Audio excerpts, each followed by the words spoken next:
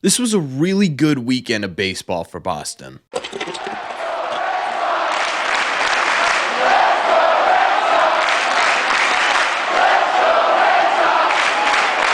What is going on, everybody? Welcome back to Red Seat Radio. My name is Corbin. Thank you very much for clicking on this video. The Boston Red Sox have won their second series in a row, ladies and gentlemen, taking 2 games from the Kansas City Royals, who were one of, if not the hottest teams coming into that series. They had won 6 games in a row and were 15-2 in their last couple of weeks. The Red Sox kind of stopped a team that was on an absolute roll. This officially puts the Sox at 22-20 on the season. That is still 2 games back of first place in this division. It's also still good for the final wild card spot. So we're seeing a whole lot of playoff conversations here with this Red Sox team still, and that's absolutely fantastic. And to me, there were 3 reasons why the Red Sox were able to have the series that they had against the Kansas City Royals. The first and maybe the most important one was that the Red Sox starting pitching in this series was absolutely dominant. Between Dobbins, Crochet, and Giolito, the Red Sox got basically 3 ace caliber starts in a row, with our real ace, Garrett Crochet,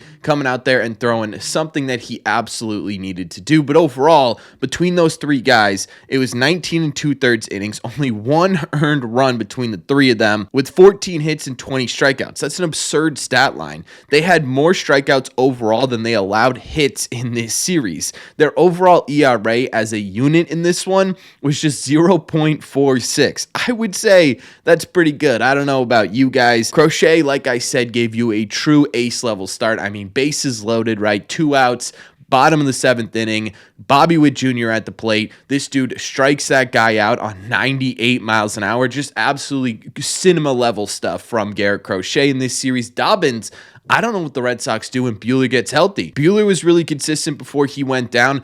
Dobbins has looked every bit like a major league pitcher so far. Every single part of his game has looked absolutely incredible. He had that one kind of funky start last time out, but this start out, he looked legitimately like a middle of the order rotational arm. So I don't know what the Red Sox do when when Buehler gets healthy. Do they hold on to Dobbins and just go 6-man? I have no idea. It's going to be a tough conversation. It gets even tougher because Giolito gave you a start that you really needed to get from Giolito, right? He went out there last game and was essentially a bullpen or a batting practice pitcher.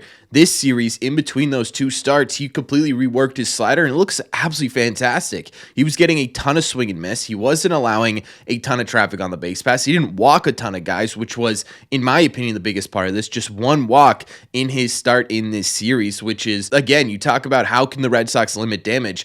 Taking away free passes in this series is a huge reason why. Between the 3 of them, I think it was 3 walks altogether in 19 2/3 innings.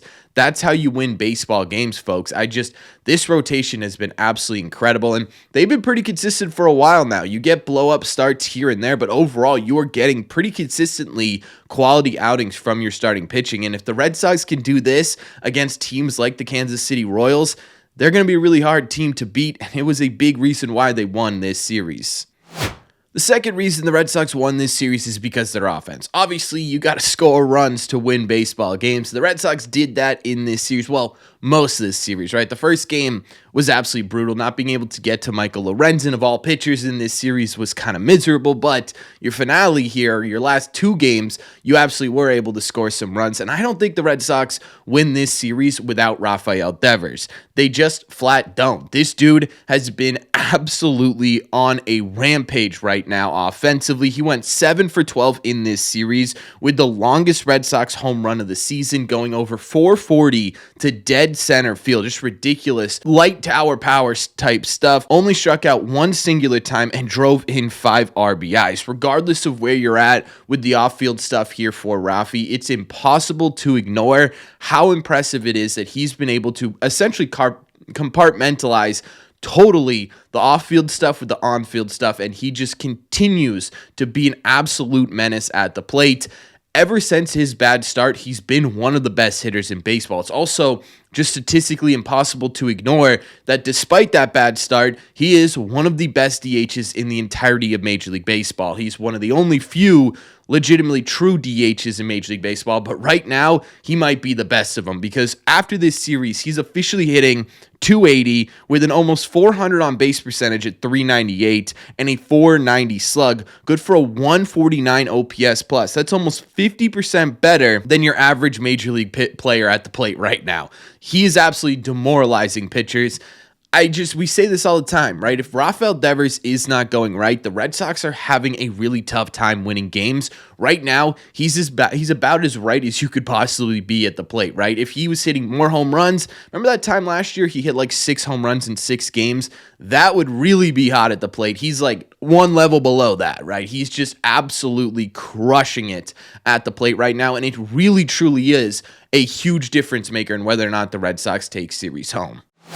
Before we get to the rest of this video, I did want to thank our sponsor, which is, well, Red Seat Radio. If you guys haven't figured it out yet, we have a brand new Red Seat merch page up and available. Some really incredible brand new designs for you guys to rock in your day-to-day lives. We got t-shirts, hoodies, 3 separate designs for you to choose from in there, and we've got embroidered Red Seat hats. Right now, I'm rocking one that was printed beforehand. These embroidered ones take this hat game to the next level. Once I get mine, I promise you I'll be wearing it basically every single day. If you guys want to check out the all-new Red Seat merch page, all you got to do is either head over to the store page on my YouTube channel and click the link there, or click the link in the description down below and get yourself some brand new Red Seat merch today. Thank you all very much for taking a second and checking out the new stuff. I'm really proud of it. Let's get back to the video. But obviously, Rafael Devers was not alone. Willie Abreu was continuing to help this team win baseball games. He had another home run in this series. Carlos Narvaez is helping the team win baseball games in basically every single facet of it. He had 4 hits in 2 games in this series, a home run and a double in both of those games. I will be totally honest with you, Carlos Narvaez has to be the Red Sox starting catcher right now. If they're looking to truly compete and be a competitive team day in and day out, right now, Carlos Narvaez has to be getting a majority of the reps behind the dish. He is, like I said, a fantastic defender. He's putting it together at the plate right now. He's giving you really good at-bats. He's still striking out a bunch. I think that just comes with the territory, for being honest with you. But overall, he's looking much, much better at the plate. He's legitimately impactful at the plate, which is something that we can't say right now about Connor Wong. And then you add in the defense, it's just you're sitting there and you're saying, I don't know what reasoning you have outside of a pitcher is saying, I want to throw to Wong to put Wong into games right now. I just simply don't understand why he's not playing every single game. I get it, right? Catchers, those are guys who, play 120 games max a season. You need a backup catcher on this team. Narvaez came into the year as your backup. I think he's fully won that job. I think the Red Sox will win more games with Carlos Narvaez behind the dish than Connor Wong, and it was on full display as to why in this series. You got Trevor Story, he had a home run in this series. That was really nice to see. He'd been slumping a lot lately, so for him to give the Red Sox some power is hopefully a sign that he's going to get hot again. I think that's just who Story is at this point in his career, right? He's a very cyclical hitter. He's going to end up looking miserable for 2 weeks and then be scalding hot for another 2 weeks. I would love for him to find some middle ground there and just be a solid player all the time. It's just never really been who Story's been. He's always been this sort of streaky, I'm going to get incredibly white hot at the plate and give you guys unbelievable numbers, and then I'm going to disappear for a couple of weeks. Hopefully this is the start of one of those stretches where he's just unbelievable at the plate, because the Red Sox really are a better team when Trevor Story's hitting, especially with where he is in this lineup. So it was good to see him get a home run in this series, get himself some extra bases on the board, because even when he was making contact during this slump, it ended up being just sort of like, ground ball singles or low line drives over the pitcher's head type stuff. It was good to see him lift some balls. I think one of the biggest things for me offensively looking at this team in this series is that Alex Bregman didn't really have a great series. He still had 3 hits, but he didn't do a ton of damage. It's felt like this year, what the Red Sox have been relying on a lot to win games is Alex Bregman driving in runs. When he doesn't do that, it was a tendency for the Red Sox to start losing those games. It was really great to see the Red Sox offense sort of pick him up in this series, right? Bregman couldn't get the job done, but Rafi was able to, but Narvaez was able. You were able to pick these guys up, and I think that's a really important aspect of the Red Sox actually continuing to be this competitive baseball team. You need to have guys be able to pick up slack, and that's what you saw in this series. I think it absolutely is a good sign that the Red Sox offense is starting to level out a bit. Hopefully that ends up being the case, right? I'm not going to make any grand declarations, but 2 series in a row here, you've gotten legitimate all-around production from this lineup as opposed to just one guy carrying the whole thing. And the third reason is kind of a similar reason as to why they won the Texas Rangers series. It's because the Red Sox bullpen has sort of started to figure itself out a bit. And by sort of, I mean they were pretty lights out in this series. Between the entirety of the bullpen across 3 games, they gave up just 2 earned runs, which, by the way, unbelievably impressive that the Red Sox bullpen gave up more runs than their starting rotation in this series, but totally besides the point. Just wanted to glaze the rotation a little bit more. One of them did prevent the Red Sox from sweeping this series, though, right? Whitlock giving up that earned run, and then eventually Newcomb giving up the earned run to allow the Boston Red Sox to lose that baseball game were pretty big runs in this series for sure.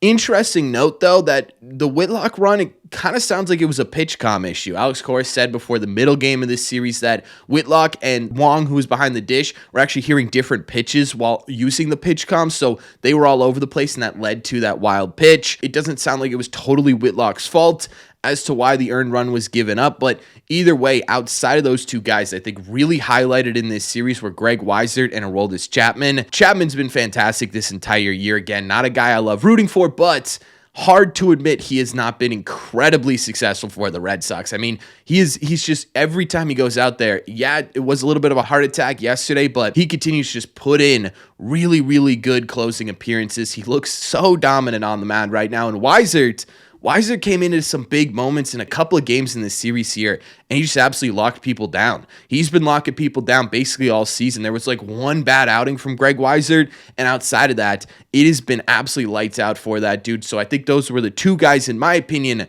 that really stood out the most, but it's hard to pick 2 when the entirety of the bullpen really was absolutely dominant in this series. And again, we go back to that Rangers series where we talked about this, where we said if the bullpen can get to a point where they are reliable, the Red Sox are going to win a whole lot more games than they lose. You look at their record, 4-10 in 1-run games here. It got worse in this series for sure, but if the bullpen continues to look like this, you're going to start winning a whole lot more of those 1-run games, especially the way it looked in the finale of this series. So in my opinion, that's a really, really positive to take out of this. And overall, I just think it was a good weekend of baseball for Boston, and they really needed it. We talked about it after coming out of the Rangers series that things really started to look like they were going to turn around for Boston. They continued to turn around in this series.